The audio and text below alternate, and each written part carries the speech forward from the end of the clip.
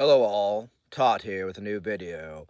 And I remember making a video on AI companions, which kind of blew up on my channel. Thank you.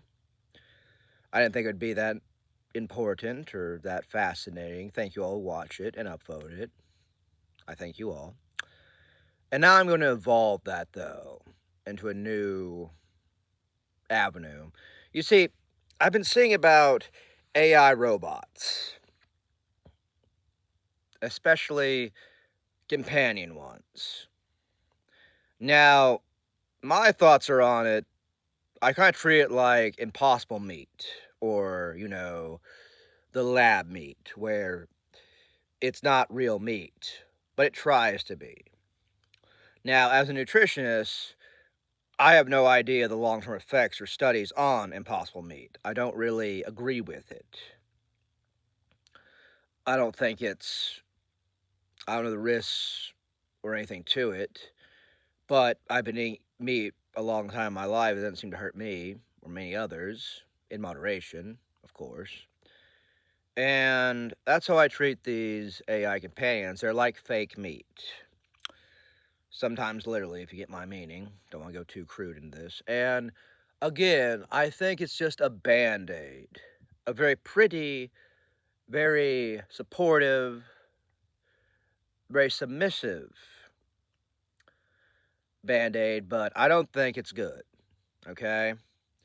Because they say by 2030, around 45 to 55% of women will be childless and alone, which I don't think is just America. I think that's across the West. And this just seems to exasperate that, okay? And yes, I do know the birth rate has been terrible in most countries for quite some time due to many, many factors.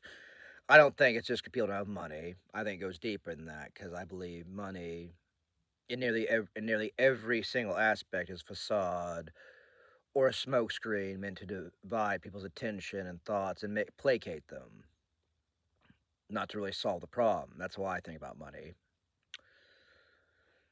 And I don't think this is going to help because I'm.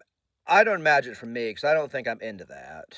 I don't think I want a robot anything. It'd be like roboticizing my dog. I just can't do it. It wouldn't be the same. Wouldn't be the same creature. Wouldn't be the same chaos that we need. Because can you think about that? Can you imagine somebody's first love is a robot? Like straight up, a robot. What does that mean? What does that entail? Well, they can program to do everything they want. They don't have to clean up after their partner. They could somehow install apps into them and other things. They control everything about that. And that's not a relationship. That's not love. That's convenience. It's lazy, in my opinion. You can't. I believe as a writer, you always need the human element. You always need that chaos that is kind of our brand as humanity. And I know several people I think would really go good with one. But again, I see it as more like a supplement or a medication, like a treatment plan to help go away across feelings of despair, loneliness. There is a loneliness epidemic. But I think it's not the answer. I truly don't. We need people, we need animals, we need each other, we need community. That being said, it's very hard to get community.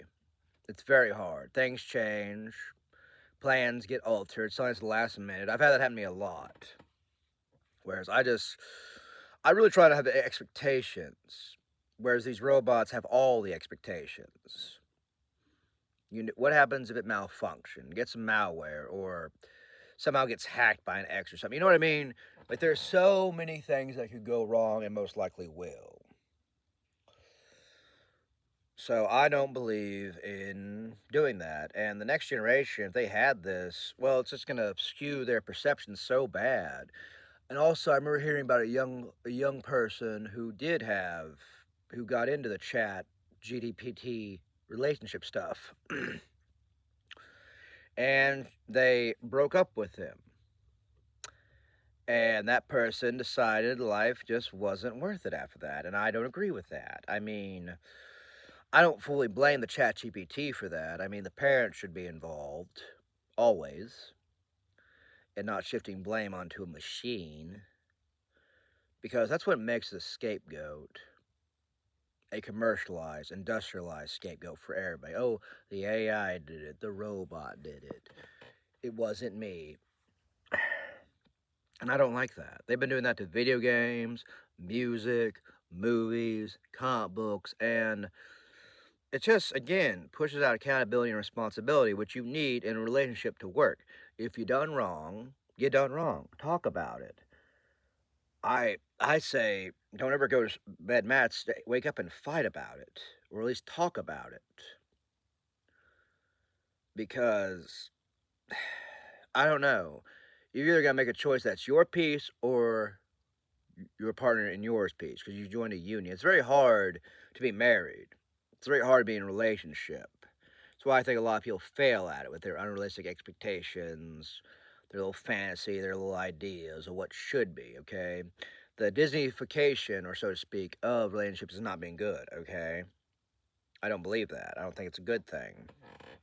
Because what I was shown in cartoons, movies, all that, is nowhere near the actual relationship. So I've been in very few, but still, I took some hints from there, and I've heard of other people's relationships. And I believe people should just, I believe we can't make our differences. And also, there's another reason I don't like these things. They have now started making, and I'm sorry, ladies, this scares you. Click off the video right now. Artificial wombs. Which is sadly a very true fact of empires, ours or others. And it's this: they're built on the backs of children. This world values children, not childhood. And that's just a fact. It shows in that. Why else do that? You know, the birth rate's plummeting. And to commodify something as innocent, naive, and pure as a child is, it's just wrong. I don't see the point of it. I mean, if you want people to have children, to have family, you need community.